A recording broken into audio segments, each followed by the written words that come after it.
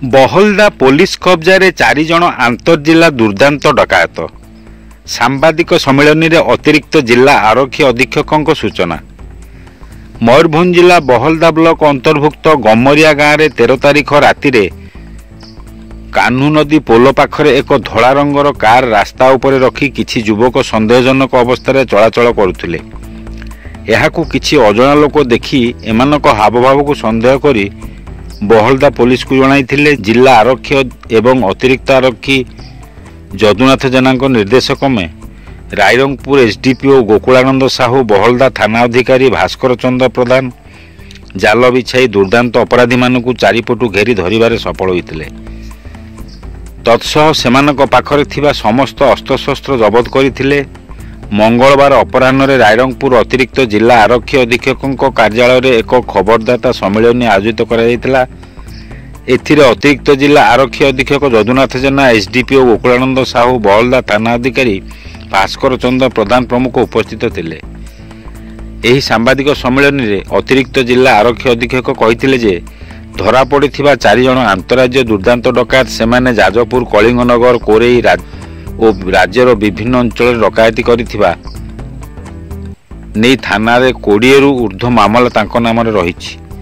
सेही 4 जण हेले मनोज पात्र 35 वर्ष, घर करंजिया अंचल कर्मा ग्राम, चंदन पंडा 22 वर्ष, करंजिया अंचल गड़साही ग्रामर, कुना सुंढी 25 वर्ष, जाजपुर रोड अंचल मरमछाई ग्राम एवं राजेश डांग 27 वर्ष, घर जाजपुर रोड अंचल धवलगिरी ग्राम रे।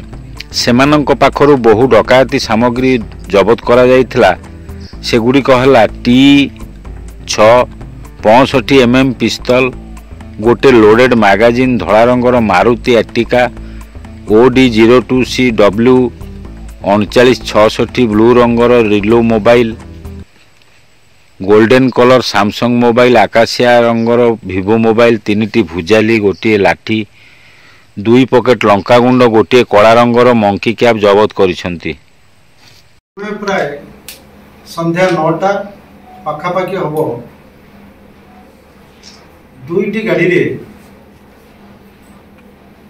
क्रिमिनाल से माने दिशई थाना अधीनस्थ बादनिया गाँव जन व्यक्ति घर डकायत करुले।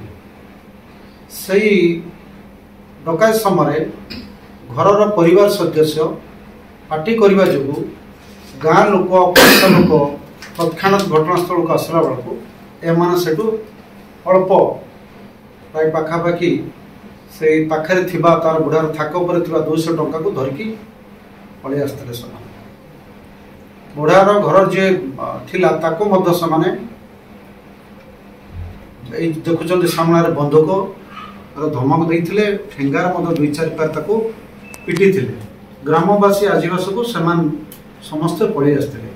ए बाबद आमर जिला एसपी सार निर्देश तथा पूर्वांचल डीआईजी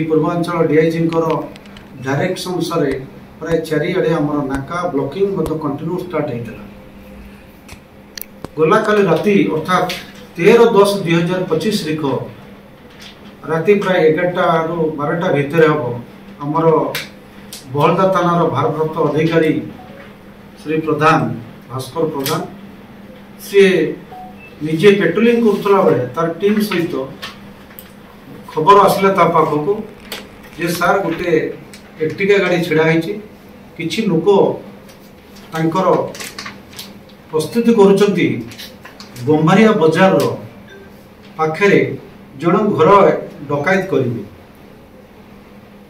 कारण से नई कूल जड़े व्यक्ति झाड़ा जाइथिला एवं सी ए तांकर कथबार्ता को से शुणी पारला। तुरंत सी पुलिस को से इनफॉर्म जणैला। तापर पुलिस घटनास्थल को जाइए सेमान को काबू कला एवं मो पछरे थिबा से 4 जन को गिरफ्त करागला। से 4 जन भितर 2 जनकर घर करंजिया थाना अधीन रे, आउ 2 जनकर घर जाजपुर से जनकर ना रे पाखापाखि क्रिमिनाल होचु कुना सुंडी ना रे पाखापाखि 19 केस अच्छी।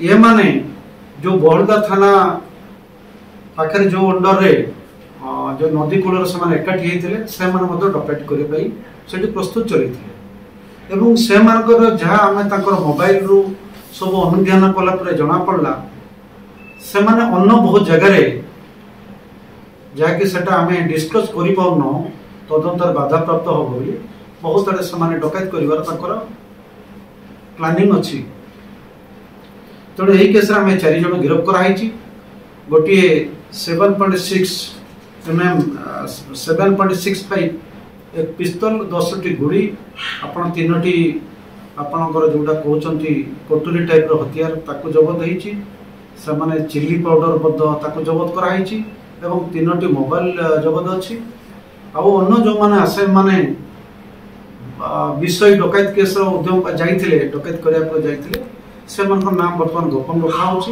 तदंतर बाधा प्राप्त हम पुलिस खूब शीघ्र से धर जो गाड़ी से आसी व्यवहार करते से गाड़ी को पुलिस धर एवं बर्तमान यही केस रे पुलिस गोटे आपणकर white colour Suzuki Ertiga car जबत अच्छी एवं से मालिकर घर हूँ करंजिया से किंतु आज प्राय 4 मास तले आम केस रे आसामी होता जन मनोज बिली को सी देइथिला मनोज से गाड़ी धरी ये समस्त को इनवाइट करथुला बाहर राज्य आतंकवादी क्रिमिनाल को आणुथुला एवं किछि ग्रुप से रखिथिला जो माने स्थानीय अंचल रे धनी लोकंकर घर को डाटा नबे सामान प्रोवाइड करिवे एवं तार फोटो उठेबे एवं तांको शेयर करला परे ऑपरेशन ग्रुप बाहर राज्य आसिकी क्राइम करिवे ए मानक सहित मिसे